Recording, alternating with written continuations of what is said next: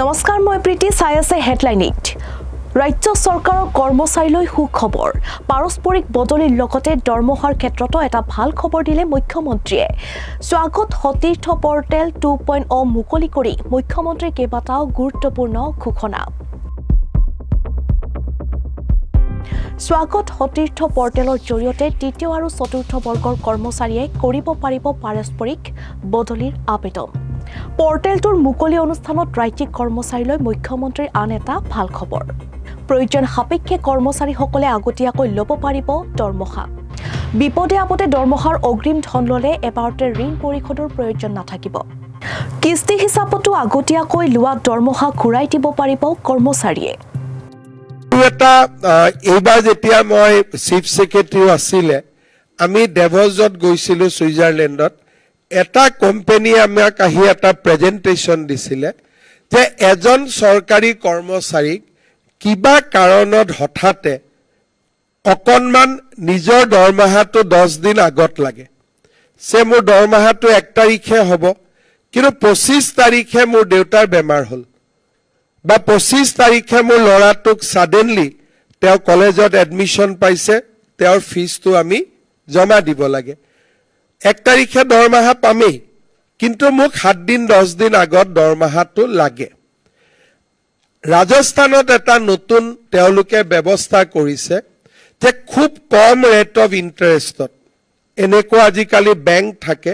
যে লগে লগে দৰমহাটো এডভান্স দি দিয়ে তাৰ পিছত দৰমহাটো আপুনি 1000 কৰি ঘূৰাই দিব পাৰিব বা একেলগেও ঘূৰাই দিব পাৰিব 20 তাৰিখে মই দৰমহাটো আগতে লৈ ললো 1 তাৰিখে দৰমহা পালো I can return the entire money then rate of interest will be count only on 15 days কিন্তু মই ললো হয় কিন্তু একেলগে ঘূৰাই দিলে মই অহা মাহটো কেনেকৈ চলিম সো মই ষ্টেগাৰ কৰি ঘূৰাই দিম in a period of 1 year ইয়াতে বেংকে যি লোন চাৰ্জ কৰে সেইটো লোন নহয় সৰকাৰৰ লগত আমি নেগোশিয়েট কৰিম খুব কম ৰেট অফ ইন্টাৰেষ্ট হ'ব মেবি 1% যে আমি 15 দিনৰ কাৰণে ধাৰ লৈছো তো rate of interest will be just 1% কিন্তু এবছৰলৈকে টকাটো লাহে লাহে ঘূৰাই দিম তেতিয়া হয়তো ৰেট অফ ইন্টাৰেষ্টটো অলপ বেছি হ'ব মই ফাইনেন্স ডিপাৰ্টমেণ্টক অনুৰোধ কৰিম যে এটা ট্ৰান্সপাৰেন্ট বিড প্ৰসেছৰ জৰিয়তে আমি এই সুবিধাটো সৰকাৰী কৰ্মচাৰীসকলক দিব লাগে কাৰণ মই দেখিছো আৰু আমি নিজেও এইবিলাক এক্সপেৰিয়েন্স কৰিছো আমাৰ দেউতাহঁতে চৰকাৰত কাম কৰিছিলে 1 তাৰিখে দৰমহা আহিব কিন্তু টকাটো 20 তাৰিখে লাগে দাদাক হোষ্টেলত দিবৰ কাৰণে কাৰোবাৰ ওচৰত হাত পাতিব লাগে এই যে হাত পাতিলে মানুহৰ মাজত অব্লিগেশনৰ সৃষ্টি হয় যে তোমাক মই বিপদৰ সময়ত টকাটো ধাৰ দিছিলো সো তুমি এই কামটো মোৰ কৰি দিয়া লিগেল হক ইলিগেল হক আৰু যেতিয়া মানুহৰ মনত অব্লিগেশন থাকে তেতিয়া হলে মানুহৰ এটো সহজাত পবিত্ৰী মানুহজনে যাতে যেতিয়া হি মানসিকভাৱে হেঁচা দিয়ে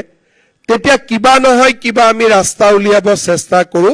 যে মানুহজনক আমি কেনেকৈ সহায় কৰিব পাৰো আৰু তেনেকুৱা সৰু সৰু অব্লিগেশন আমি মানাৰ কাৰণে কেতিয়াবা চাকৰি জীৱনত আমাৰ বহুত অসুবিধাও আহি পৰে সেই কাৰণে মই স্যালাৰি এডভান্স ল'ব পৰা আৰু ইনষ্টলমেন্টত ৰিটাৰ্ণ দিব পৰা বা এতে গো ৰিটাৰ্ণ দিব পৰা এই স্কিমটো ইমপ্লিমেন্ট কৰাৰ কাৰণে অনুৰোধ কৰিম